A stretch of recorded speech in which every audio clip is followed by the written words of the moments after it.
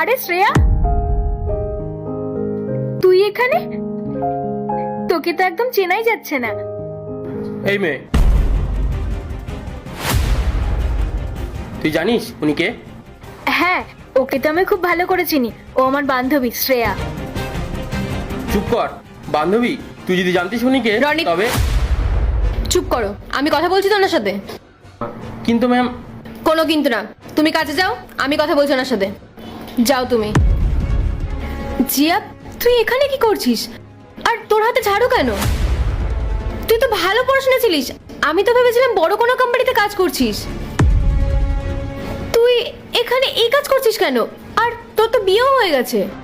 হ্যাঁ শ্রেয়া, সবটাই আমার কপাল। আমার স্বামী এই কোম্পানিতে পিয়ন হিসেবে কাজ করত, কিন্তু ও 15 দিন ধরে খুব অসুস্থ, বিছানা থেকে একদম উঠতে পারছে না। ও সেই জন্য 2-3 দিন ছুটিও নিয়েছিল, কিন্তু ম্যানেজার বলেছে এতদিন ছুটি নিলে ওর কাজটা চলে যাবে। সেই জন্য সংসার চালাতে আর ওর কাজটা বাঁচাতে আমি এই জায়গায় এসেছি। এসব বাদ দে, ছাড়। তুই বল, তুই এখানে কি করছিস?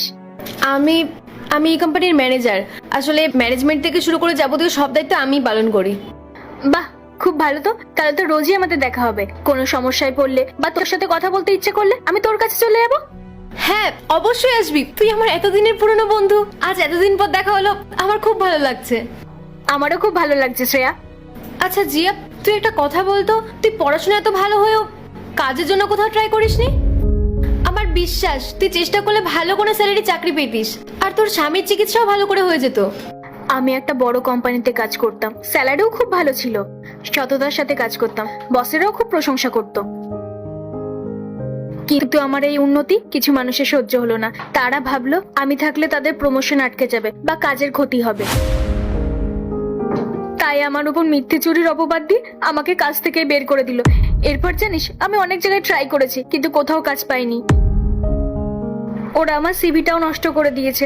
তাই কোনো উপায় না দেখে পেটের দায়ে এই কাজ করছি। ঠিক আছে, এখন আর চিন্তা করিস না, যা হওয়ার হয়েছে। এখন আর টেনশন করিস না, আমাদের তো রোজই দেখা হবে। এখন আমি আসি, কেমন? হ্যাঁ, তুই নিজের খেয়াল রাখিস, যা।